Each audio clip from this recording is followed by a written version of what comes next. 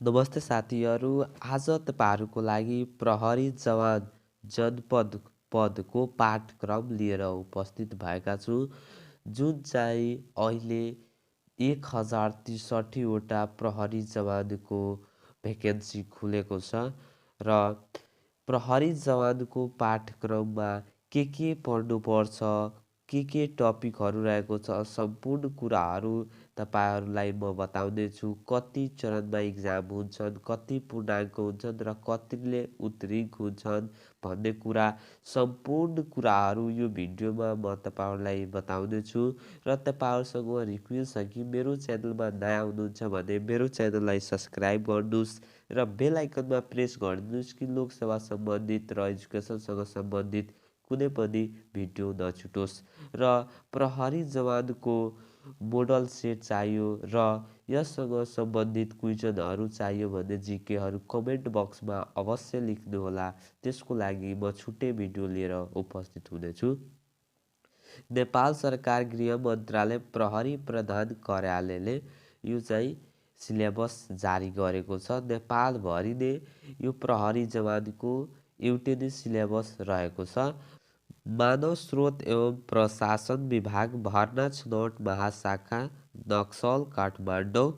प्रहरी जवान जनपद पदको पाठ्यक्रम। परीक्षाको किसिम कति चरणमा चाहिँ परीक्षा हुन्छन् प्रहरी जवानको, जुन हेर्न सक्नुहुन्छ। प्रथम चरण, दोस्रो चरण, तेस्रो चरण र चौथो चरण। विवरण: प्रथम चरणमा के हुन्छन्? प्रारम्भिक स्वास्थ्य परीक्षण परीक्षा हुन्छन् र शारीरिक तन्दुरुस्ती परीक्षा हुन्छन्। र दोस्रो चरणमा विस्तृत र स्वास्थ्य परीक्षण परीक्षा हुन्छन् र तेस्रोमा लिखित परीक्षा हुन्छ र चौथोमा अन्तर्वार्ता हुन्छन्, जुन चाहिँ पूर्णाङ्क रहेको हुन्छन्। प्रथम चरण चाहिँ 100 पूर्णाङ्क हुन्छन्, 40ले चाहिँ उत्तीर्ण रहेको छ। र दोस्रो चाहिँ विस्तृत र स्वास्थ्य परीक्षण, जुन यो चाहिँ पूर्णाङ्क रहेको छैन। र तेस्रो चरणमा चाहिँ 100 पूर्णाङ्क हुनेछन्, 40 उत्तीर्ण रहेको छ, अन्तर्वार्ता 20 रहेको छ। अन्तर्वार्ता चाहिँ हुन्छन् चौथो चरणमा, जुन 20 पूर्णाङ्क रहेको छ। र यो चारैवटा चरणको बारेमा डिटेलमा चाहिँ अब हामीहरू हेर्नेछौँ, जुन अब प्रथम चरणमा के गर्नुपर्छ सम्पूर्ण कुराहरू हेर्न सक्नुहुनेछ। प्रथम चरण, ठिक छ। प्रारम्भिक स्वास्थ्य परीक्षा प्रहरी सेवाको पदमा नियुक्ति र बढुवा गर्दा अपनाउनु पर्ने सामान्य सिद्धान्त 2069 को अनुसूची 6 बमोजिम लिने, ठिक छ। र शारीरिक तन्दुरुस्ती परीक्षा भनेको फर्स्टमा इभेन्ट्स हुन्छन् यसमा, ठिक छ। इभेन्ट पूर्णाङ्क चाहिँ र उत्तीर्ण, यो इक्जाम हुन्छ प्रथम चरणको शारीरिक तन्दुरुस्ती परीक्षा, जुन हुन्छन्। फर्स्टमा दौड हुन्छन्, 300 मिटर दौड, जुन चाहिँ 20 पूर्णाङ्क हुन्छन् र 8 पूर्णाङ्कले चाहिँ पास हुनु छ। र लङ जम्प हुन्छन्, यो 10 पूर्णाङ्क र 4ले उत्तीर्ण रहेको छ। हाई जम्प 10 पूर्णाङ्क, 4 चाहिँ उत्तीर्ण। सिट अप 10, 4, पुस अप 10 र 4 उत्तीर्ण। चिन अप 10 चाहिँ पूर्णाङ्क हुन्छन्, यो 4ले। र 3.2 किलोमिटर दौड हुन्छन्, जुन चाहिँ 30 पूर्णाङ्क हुन्छन्, 12ले चाहिँ उत्तीर्ण। जम्मा अङ्क 100 हुन्छन् र 40 ल्याए तपाईँहरूले पास हुन सक्नुहुनेछन्। 40मा तपाईँ पास हुन सक्नुहुन्छ, उत्तीर्ण। र यो सबै शारीरिक तन्दुरुस्ती परीक्षा हो। अब यो नोटमा धेरै बिबी आइरहेको छ, नोट हेर्नुहोस् के रहेछ। शारीरिक तन्दुरुस्ती परीक्षाको अङ्कभार परिशिष्ट क बमोजिम हुनेछन् र कुनै पनि इभेन्टमा अनुत्तीर्ण हुने उम्मेदवारलाई सोभन्दा पछि हुने इभेन्टमा सहभागी गराइने छैन। यसको अर्थ के रहेको छ भने, जुन यो इभेन्ट रहेको छ फर्स्टमा जुन चाहिँ 300 मिटर दौड रहेको छ यसमा पास भइसकेपछि मात्र यो दोस्रो इभेन्टमा जान मिल्नेछ लङ जम्पमा। ठिक छ, फर्स्ट इभेन्ट पास भइसकेपछि मात्र लङ जम्प भनेको दोस्रो इभेन्टमा जान पाइन्छ। नत्र भने यसमा तपाईँ फेल भइहाल्नु भयो भने यसमा फेल भइहाल्यो भने यहीँबाट तपाईँहरू छनौट हुन अनुत्तीर्ण भनेको फेल भयो भने तपाईँ दोस्रो इभेन्टमा जान मिल्दैन। ठिक छ, र अर्को दोस्रो चरणमा के गर्नुपर्छ? दोस्रो चरणमा चाहिँ विस्तृत र स्वास्थ्य परीक्षा। ठिक छ, जसमा प्रहरी सेवाको पदमा नियुक्ति र बढुवा गर्दा अपनाउनु पर्ने सामान्य सिद्धान्त 2069 को अनुसूची 8 बमोजिम नेपाल प्रहरीको मेडिकल टिमले लिने। यो मेडिकल टिमले चाहिँ लिनेछ जुन चाहिँ पहिलादेखि जागिर खाइरहनु भएको छ। र अर्को क्वेसन नम्बर यो तेस्रो चरण तेस्रो चरणमा के रहेको छ भने हेर्न सक्नुहुनेछ। तेस्रो चरणमा लिखित परीक्षाको पाठ्यक्रम भनेको तेस्रो चरणमा लिखित परीक्षाको पाठ्यक्रम जुन प्रहरी जवान जनपद पदको लिखित परीक्षाको पाठ्यक्रम प्रहरी नियमावली 2071 संशोधन सहितको अनुसूची 3 को प्रकरण 3 ख मा व्यवस्था भएको बमोजिमको न्यूनतम योग्यतालाई मध्यनजर राखी सामुदायिक विद्यालयको कक्षा 8 को पाठ्यक्रममा आधारित छ भन्ने कुरा। कक्षा 8 पास भएको स्टुडेन्टहरूलाई यो फर्म प्रहरी जवानको फर्म भर्न पाइन्छ।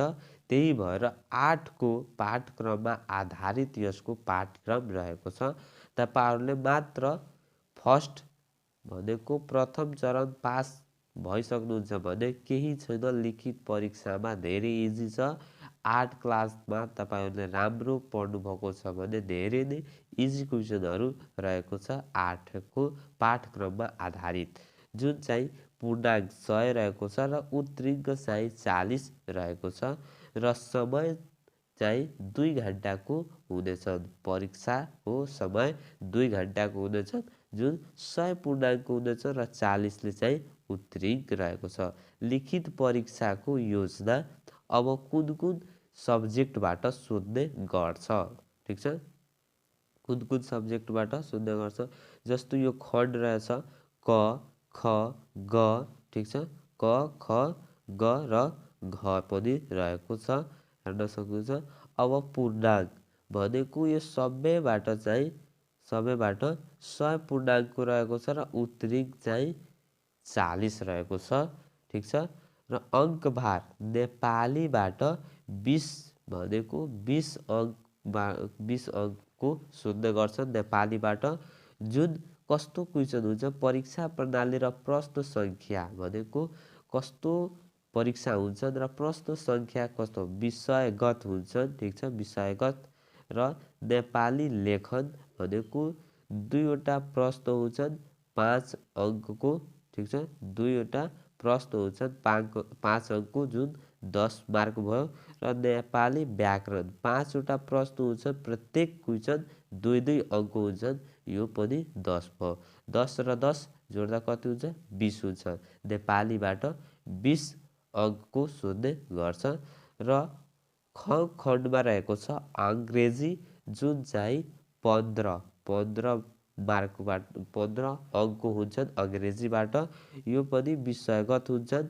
नेपाली लेखन यो 5 वटा प्रश्न हुन्छ, प्रत्येक चाहिँ प्रश्न 3-3 अंकको हुन्छन्, जुन 15 भयो।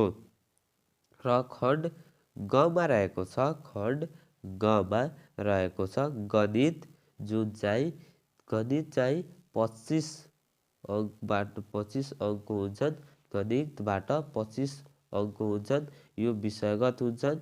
नेपाली लेखन हुन्छन् 5 वटा प्रश्न, प्रत्येक प्रश्न 3-3 अंक हुन्छन्, 15 मार्क भयो। र 5 वटा प्रश्न 2-2 अंक हुन्छन्, यो 10 भयो। दुवै 15 र 10 जोड्दा 25 मार्कको भयो भने गणितबाट 25 मार्कको सोध्ने गर्छन्। र घमा रहेको छ सामान्य ज्ञान, प्रहरी सेवा र बौद्धिक परीक्षा। यसबाट 40 मार्कको सोध्ने गर्छ। ठिक छ, जसमा के पढ्नुपर्छ भने वस्तुगत बहुउत्तर प्रश्न एमसीए। ठिक छ, एमसीए सामान्य ज्ञान। ठिक छ, सामान्य ज्ञानबाट रहेको छ, जसमा 20 वटा प्रश्न हुन्छन्। प्रत्येक प्रश्न एक अङ्क हुन्छन्, जुन 20 वटा भयो। र प्रहरी सेवा जुन 10 वटा प्रश्न हुन्छन्। ठिक छ, प्रहरी सेवाबाट जुन प्रत्येक प्रश्न एक अङ्क हुन्छन्, यो गरी 10 वटा भयो।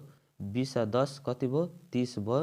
र बौद्धिक परीक्षा, बौद्धिक परीक्षा जुन आइक्यूबाट 10 वटा प्रश्न रहेको हुन्छ। प्रत्येक प्रश्न एक अङ्क हुन्छन्, जुन 10 अङ्क हुन्छन्। टोटल गरी 40 अङ्क हुन्छन् खण्ड खमा, खण्ड घमा चाहिँ 40 मार्कबाट सोध्ने गर्छन्। सामान्य ज्ञान, प्रहरी सेवा र बौद्धिक परीक्षणबाट 40 मार्कको सोध्ने गर्छ।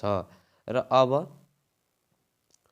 कुन नेपालीमा के पढ्नुपर्छ, इङ्ग्लिसमा के पढ्नुपर्छ, ठिक छ, र गणितमा के पढ्नुपर्छ भन्ने कुरा रहेको छ जिज्ञासा तपाईँहरूको।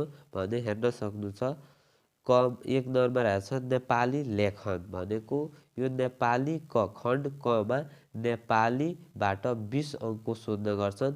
लामो उत्तर, ठिक छ, जुन 2 वटा प्रश्न सोध्ने गर्छ 5 अङ्कको। ठिक छ, जुन 10 मार्क भयो भनेको लामो उत्तरको यो रहेको छ। प्रत्येक चाहिँ 5-5 अङ्कको 2 वटा क्वेसन सोध्ने गर्छ लामो उत्तरबाट, र प्रत्येक क्वेसन 5 अङ्कको हुन्छन्। जुन हेर्न सक्छ नेपालीमा चाहिँ, नेपालीमा के रहेको छ, नेपाली लेखन भनेको एक नम्बरमा छ राष्ट्रिय गान। र खमा रहेको छ निबन्ध लेखन। आधारभूत त कक्षा 6 देखि 8 सम्मका लागि उपयुक्त हुने सरल प्रकारको कुनै 2 शीर्षक मध्ये एक विषयमा कम्तीमा 100 नघटाई निबन्ध लेखन। र गमा रहेको छ चिठी वा निवेदन लेखन। आधारभूत त कक्षा 6 देखि 8 सम्मका लागि उपयुक्त हुने सरल प्रकारको कार्यालय प्रयोजनाको लागि चिठी, यो निठी रहेको छ, यो चिठी हुन्छ, चिठी वा निवेदन लेखन। ठिक छ।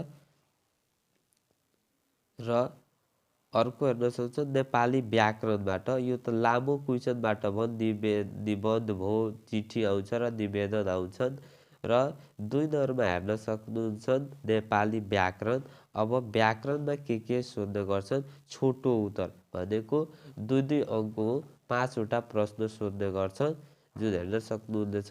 कमा रहेको छ नेपाली व्याकरणमा के पढ्नुपर्छ भने सामान्य नेपाली व्याकरण, नाम, सर्वनाम, करण, अकरण र लिङ्ग परिवर्तन सम्बन्धी सामान्य जानकारी। र ख शब्दार्थ, प्रचलित नेपाली शब्दको अर्थ। र ग वाक्यमा प्रयोग भने प्रचलित शब्दको वाक्यमा प्रयोग। र घ विपरीतिक शब्द भनेको प्रचलित शब्दको विपरीत शब्द। र अङ्ग शुद्ध लेखन, अशुद्ध गरी लेखिएको सामान्य शब्दलाई शुद्ध गरी लेख्ने। र खण्ड खमा रहेको छ अङ्ग्रेजी, जुन अङ्ग्रेजीबाट 15 अङ्कको सोध्ने गर्छ। अब अङ्ग्रेजीमा के पढ्नुपर्छ भने कुराहरू यहाँ रहेको छ। Basic skill and knowledge in English.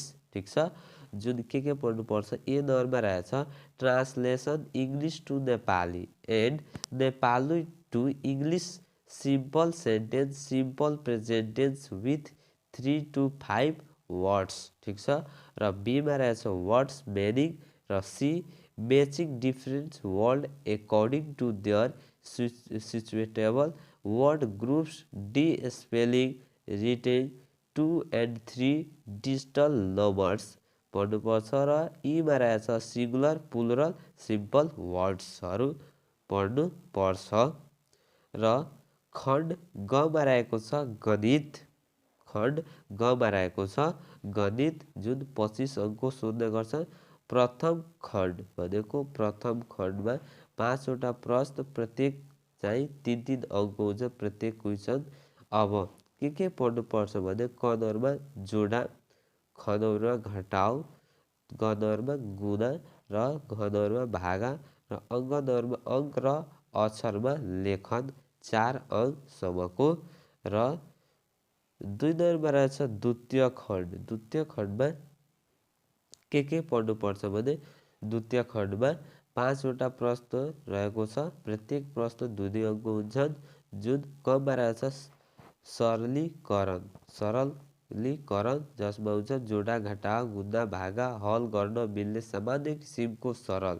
र खमा रहेछ गणितीय शाब्दिक समस्या, जोड, घटाउ, गुणा र भागको हल गर्न मिल्ने सामान्य किसिमको गणितीय शाब्दिक समस्या। र खण्ड घमा रहेको छ सामान्य ज्ञान, सेवा सम्बन्धी तथा बौद्धिक परीक्षण, जसबाट 40 अङ्क सोध्ने गर्छ। र 40 अङ्कको लागि के पढ्नुपर्छ भने हेर्न सक्नुहुन्छ। अमा रहेको छ सामान्य ज्ञान, 20 वटा प्रश्न, प्रत्येक प्रश्न 1-1 अङ्क हुन्छन् भने सामान्य ज्ञानमा के पढ्नुपर्छ। कमा नेपालको इतिहास सम्बन्धी सामान्य जानकारी, जसमा ऐतिहासिक, धार्मिक तथा पर्यटकीय दृष्टिले नेपालका महत्त्वपूर्ण स्थलहरू। र अर्को रहेछ नेपालको आधुनिक इतिहास, नेपालको आधुनिक इतिहासबारे पढ्नुपर्छ। र खनरमा रहेछ नेपालको भूगोलिक सम्बन्धी सामान्य ज्ञान, नेपालको भूगोल सम्बन्धी सामान्य ज्ञानको बारेमा पढ्नुपर्छ। यसभित्र के पढ्नुपर्छ। क्षेत्रफल, सिमाना, भौगोलिक र राजनैतिक सङ्घ प्रदेश र स्थानीय विभाजन, र नदी तथा हावापानीको आधारमा नेपाललाई विभाजन, र नेपालका प्रमुख शिखर, नदी, ताल, कुण्ड, भाज्याङ र झरनाहरू, र नेपालमा पाइने वन तथा वनस्पति र संरक्षित जनावर तथा जडीबुटी, र नेपालका राष्ट्रिय निकुञ्ज तथा संरक्षित क्षेत्रबारे पढ्नु पर्छ। र गमा रहेको छ गमा नेपालमा प्रचलित धर्म, भाषा, संस्कृति, जात जाति र जनसङ्ख्या सम्बन्धी ज्ञान। र घमा नेपालको वर्तमान संविधान, जारी मिति, भाग, धारा र अनुसूची सङ्ख्याहरू पढ्नुपर्छ। र आमा रहेछ नेपाल प्रहरी सम्बन्धी सामान्य जानकारी, जुन 10 वटा प्रश्न सोध्ने गर्छ, प्रत्येक प्रश्न 1-1 अङ्क हुनेछन्, 10 अङ्क। यसभित्र के पढ्नु पर्छ भने नेपाल प्रहरीको कार्यालय सम्बन्धी, नेपाल प्रहरी पद तथा ज्यानी चिन्ह, ठिक छ। र प्रहरी नियमावली 2071 को प्रहरी कर्मचारीको काम कर्तव्य सम्बन्धी नियम 66, विधा सम्बन्धी परिच्छेद 8, आचरण सम्बन्धी परिच्छेद 9, प्रहरी जवान पदको लागि आवश्यक न्यूनतम योग्यता अनुसूची 3 को प्रकरण 3। र 6 नम्बरमा रहेको छ महत्त्वपूर्ण सामुदायिक राष्ट्रिय घटनाहरू, जस्तै आर्थिक, सामाजिक, राजनैतिक, खेलकुद र मानव अधिकार, ठिक छ। र यी नम्बरमा रहेछ बौद्धिक परीक्षण आइक्यू, जसमा 10 वटा प्रश्न हुन्छन्, प्रत्येक प्रश्न 1-1 अङ्क हुन्छन्, 10 अङ्क सोध्ने गर्छन्, आइक्यूबाट 10 मार्क सोध्ने गर्छन्। के पढ्नुपर्छ। शाब्दिक अनुक्रम, समरूपता, वर्गीकरण, कोडिङ, डिकोडिङ, मिल्दो नमिल्दो छुट्याउने र दिशा र दूरी ज्ञान सम्बन्धी परीक्षण। र यतिकै तपाईँहरूलाई पढ्नुपर्छ। र अन्तमा भन्न चाहन्छु, तपाईँहरूलाई प्रहरी जवानको क्वेसनहरू चाहियो भने धेरै VVI क्वेसनहरू, मोडल सेटहरू भने कमेन्ट बक्समा अवश्य लेख्नुहोला। म यसको लागि लिएर भिडियो आउनेछु, मोडल सेट र महत्त्वपूर्ण क्वेसनहरू लिएर कसरी याद गर्ने ट्रिकको साथ म तपाईँहरूलाई लिएर उपस्थित हुनेछु। र फेरि भन्न चाहन्छु, मेरो च्यानलमा नआउनुहुन्छ भने मेरो च्यानललाई सब्सक्राइब गर्नुहोस् र बेल आइकनमा प्रेस गरिदिनुहोस् कि लोकसेवा सम्बन्धित र एजुकेसनसँग सम्बन्धित कुनै पनि भिडियो नछुटोस्। फेरि मिल्नेछौँ नेक्स्ट भिडियोमा, तबसम्मको लागि जय हो, जय नेपाल।